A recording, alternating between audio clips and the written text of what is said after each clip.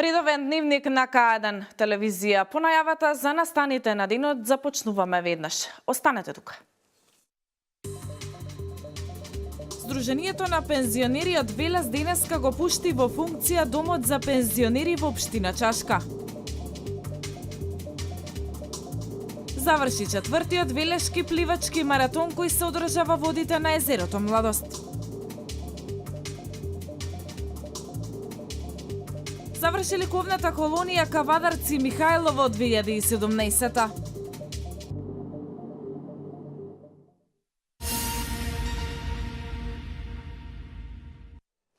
Сдруженијето на пензионериот Велес денеска го пушти во функција домот за пензионери во општина Чашка. Имено пензионерите од општина Чашка од сега ќе имаат место каде ќе ги поминуваат своите пензионерски денови од животот. Пензионерите од општина Чашка од сега ќе имаат место каде ќе ги поминуваат своите пензионерски денови од животот. Денеска во ова населено место официјално беше отворен нов пензионерски клуб од страна на Сдруженијето на пензионери од Велес. Како што рече претседателот на Сдруженијето Веле Алексовски, ова е вистинското место каде што луѓето од третото доба ќе можат да другаруваат, одмараат, рекреираат и да го поминуваат своето слободно време. Сдруженијето на пензионери Велес со општините Градско и Чашка отвара нов клуб на пензионери во населба Чашка. Ова е петти наш за 2,5 години, петти клуб што го отвараме и тоа во 15-та година го реновираме комплетно домот во Велес, средината на 15-та година, 2016 година на Ѓурѓевден на 6 мај го отвориме клубот на пензионери во населба Отовица. На 2 август истата година го отвориме највредниот и најскапоцениот рекреативен дом на пензионери и младинци во Богомила, тоа е 2016 година, а 2017 година се случи исто така две убави работи, отворање на комплет реновираниот дом во Богомила и сега 27 денеска во Чашка.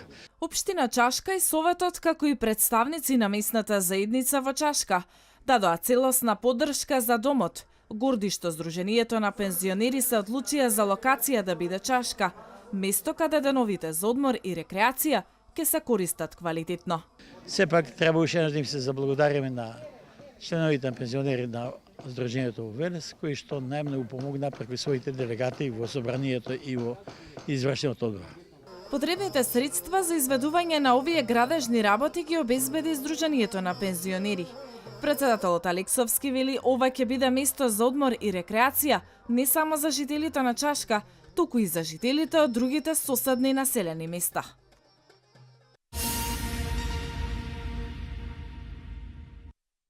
На 73-та седница на Советот на општина Велес преку советнички прашања жителите од населбата Отовица преку своите представници во Советот упатија прашање до градоначалникот Чадиев за проектот за поставување на канализационен систем. Чадиев одговори дека проектот е во напредна фаза. Жителите во село Отовица преку своите представници во Советот на општина Велес се интересираат до каде е проектот за поставување на канализационен систем. Ова прашање му беше упатено на градоначалникот на општина Велес Славчо Чадиев на последната 73-та седница преку советнички прашања. Чадиев истакна дека овој проект е во напредна фаза. Во моментов има два крака кои што се изградени. Едниот е негде околу 780 метра, а другиот е 400 метра. Тие одат со големина на цевките фит 250, додека споредните краци ќе има уште 4-5 споредни краци. Тие ќе имаат со помал промер, нели, за до шахтите што ќе одат и јас очекувам многу брзо да биде готова трасата. Сигурно ќе се задржи прилика месец дена пречистителната станица за да може да се наполни или со се што треба, за да може да функционира и очекувам дека ќе биде за 2 месеца се готово. Градежните работи се во тек, а согласно договорот, фирмата изведувач има рок до 90 дена за завршување на проектот. Истиот е од големо значење како за жителите на село Отовица, така и за водите во езеро Младост.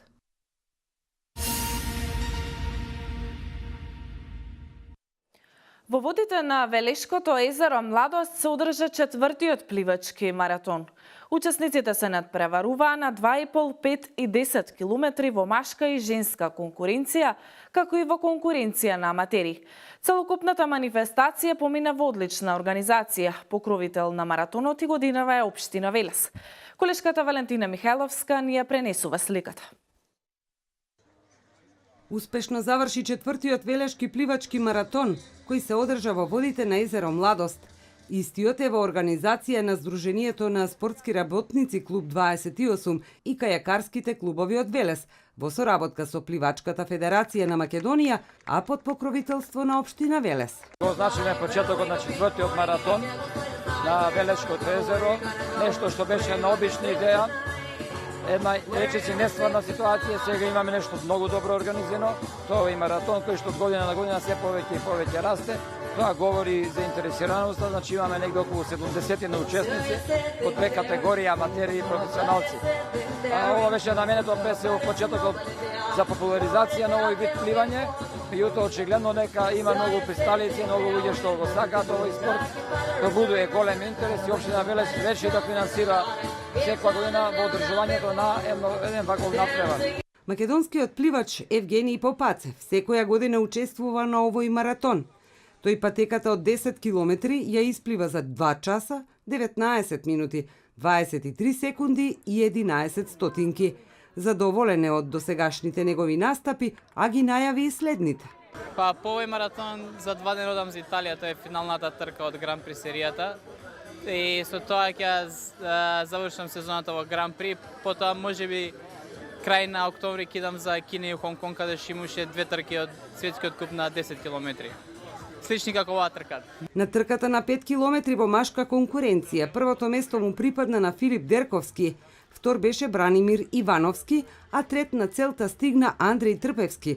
Кај жените прва беше Лиле Крстевска, втора Стефани Тримчевска и трета Марија Ристевска. На трката од 2,5 километри прв беше Кристијан Стојановски, втор Боби Галич, трет Сергеј Петковски. Кај жените прва на целта стигна Јана Костадиновска, втора Антонија Андовски, а трета Вероника Зашевска. И оваа година се одржа рекреативна трка, во која во женска конкуренција прва беше Софија Јанева, втора Марија Ѓорѓиевска и трета Александра Василевска. Кај мажите прв беше Марко Џунов, втор Ване Ристевски и трет Кристијан Јанков. Оваа година за прв пат учествуваше и лице со посебни потреби, Боријан Јовановски од Скопје. За најдобрите беа обезбедени парични награди.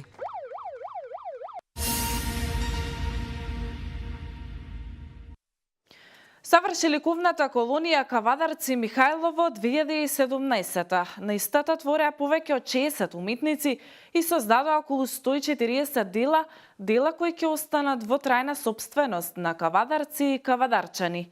Ентузијазмот и желбата кај уметниците беше голема. Ги оставија своите впечатоци и идеи на белите платна, а колонијата беше во чест на ликовниот уметник Ристо Соколов Сокол.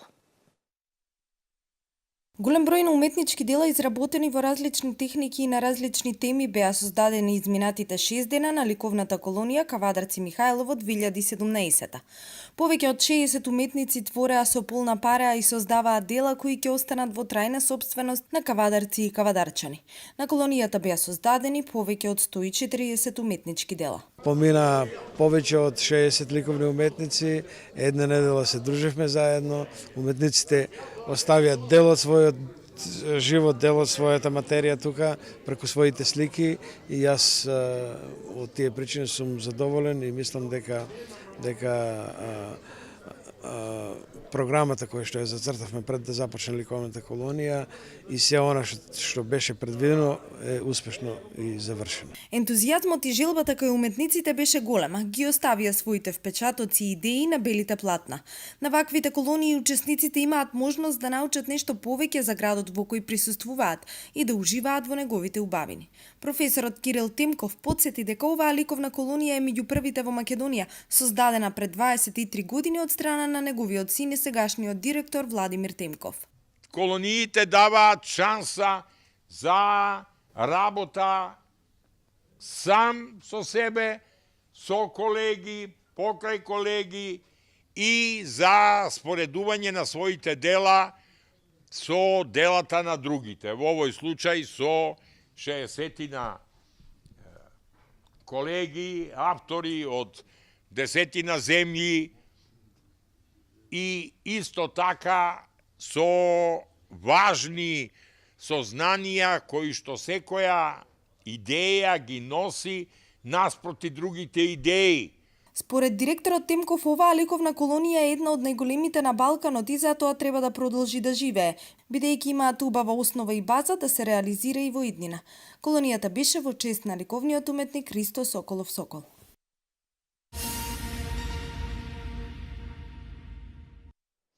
Како планинарењето, така и планинскиот велосипедизам стануваат се поатрактивни за велишани. Се поголем е бројот на ентузијасти кои ги напуштаат градските патеки и се препуштаат на планинските убавини. Доказ за тоа е големата посетеност на разните и редовни настани кои се реализираат во последниот период од страна на спортските планинарски друштва. Планинарењето, но и планинскиот велосипедизам земаат голем замав во последните години и стануваат се поатрактивни. Се зголемува и бројот на ентузијасти кои ги напуштаат градските патеки и се препуштаат на живописната убавина во планинските предели. Раскажувајќи за своето доживување, тие се промотори на алтернативниот туризам во земјава. Како планинарско друштво со еколошки предзнак, ова е најдоброто нешто што може да постои во градот. Значи, ние уназад неколку недели ги активни сме учесници, ги повикуваме нашите членови кои што се во голем број овдека присутни, не само сега и минатите вакво недели кога одевне, да ги посетат нашите ридишта околу Велес да видат колку е прекрасно нешто. Убавина. Честопати се случува оние кои за прв пат се одлучуваат за пешачење во природа или пак планински велосипедизам, да бидат изненадени од условите кои ги очекуваат во планинските предели кои ги посетуваме, вели Игор Смилев, кој инаку долги години е присутен на планинските тури. Во неделата барем 2 до 3 вакви настани да има, мора да се стимулира движењето во природа, здравиот начин на комуникација, социализацијата, тоа е оно што му е неопходно потребно за едно општество да биде здраво и за еден град да биде прогресивен. Така што не само што еднаш годишно ова треба да постои, треба постои еднаш до 2 пати неделно.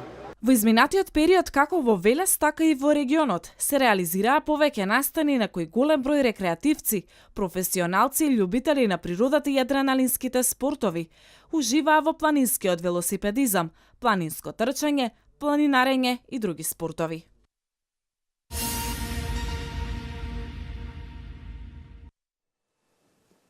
Постои политичка посветеност за интензивирање на регионалната соработка на земјите од Западен Балкан и продлабочување на економската соработка, порачаа премиерите на државите од Западен Балкан од неформалниот самит што се одржува во Драч, на кој учествува и председателот на владата на Република Македонија Зоран Заев. Вестите од земјава. Постои политичка посветеност за интензивирање на регионалната соработка на земјите од Западен Балкан и продлабочување на економската соработка, порачаа премиерите на државите од Западен Балкан од неформалниот самит што се одржува во Драч, на кој учествува и председателот на владата на Република Македонија Зоран Заев. Заедничкиот настап на економски план на државите од регионот пред Европа ќе значи создавање поголем пазар и поголем интерес за инвестирање во овие држави, а со тоа и нови идеи и нови работни места на нашите граѓани. Заев ја принесе определбата на Република Македонија за интензивна регионална соработка, што ќе го олесни движењето на стоки и луѓе и ќе придонесе за развој на нови идеи и проекти што би можеле да бидат привлечни за инвеститорите од Европа. Регионот е насочен кон мир и заедничка иднина во евроатланските интеграции. Има позитивна клима за соработка и ова ќе придонесе кон напредок на државите во евроатланските интеграции, рече премиерот Заев.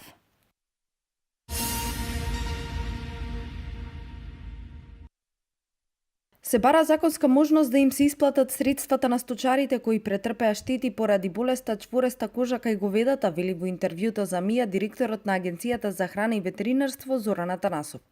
Станува збор за околу 17 милиони денари пари кои ќе бидат обезбедени од програмата за директна поддршка на земјоделството и нема, како што истакнува Атанасов, дополнително да го оптоварат државниот буџет. До Агенцијата за храна и ветеринарство за обештетување се поднесени барања од 186 сточари за 485 говеда. Агенцијата за храна и ветеринарство во соработка со Министерството за земјоделство и платежната агенција прави напори да им излезе во пресред на сточарите и да изнајде законско решение да ги обештети оние кои претрпеа последици од болеста. Веќе покренавме иницијатива до владата во врска со оваа практично неприродна непогода, зашто чвореста кожа првпат се појави кај нас. Релативно е непозната и за Европа, зашто беше карактеристична само за Африка, нагласува директорот. Согласно актуелните законски прописи, државата засега може да исплаќа средства само за одземени живи животни.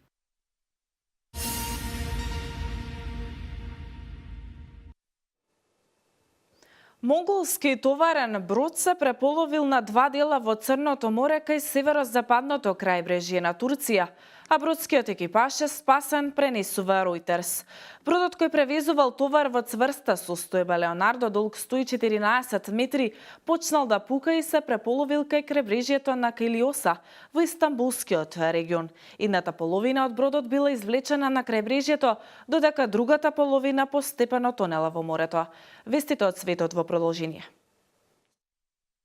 5 лица се загинати, а еден е тешко повреден во несреќа која се случи на планина во австриската сојузна покрајна Салцбург, јави австриската агенција АПА. Несреќата се случила во местото Маникаршарт, во планините југозападно од Салцбург. Црвениот крст соопшти дека според првите информации, групата планинари паднале во момент кога биле врзани со исто јаже. На местото на несреќата испратени се 5 спасувачки хеликоптери. Црвениот крст наведува дека засега не е утврдена националноста на настраданите планинари.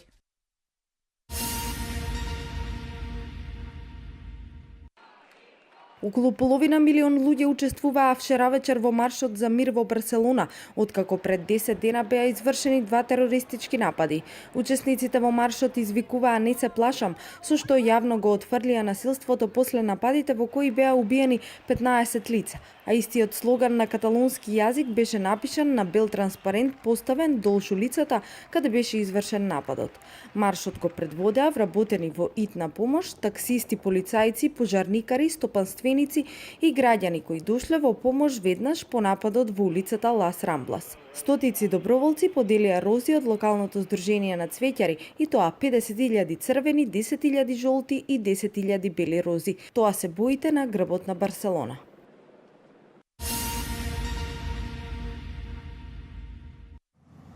Полицијата во американскиот град Хјустон објави дека една жена починала во поплава како последица на ураганот Харви во државата Тексас, додека пак еден маж почина во пожар во неговиот дом за време на невремето. На околу 30 лица им била потребна медицинска помош, а 30 до 40 се исчезнати, јави ДПА.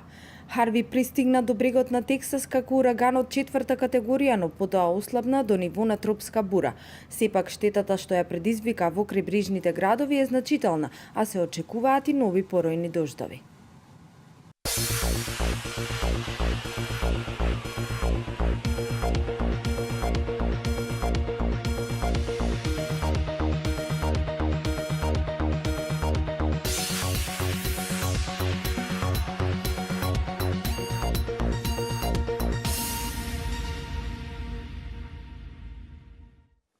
Јутре времето ќе биде стабилно и топло попладне со мала до умерена локална облачност и умерен северен ветер кој повремено ќе се засилува, особено до Вардарието.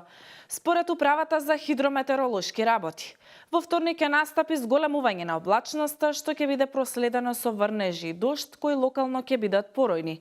И во среда ќе има локален дожд во југоисточните делови, особено предпладне. Дневните температури на воздухот ќе бидат во опаѓање за околу 7 степени, а на некои места и повеќе. Ова е последната информација за ова информативно издание. Јас ви благодарам на вниманието и пријатно.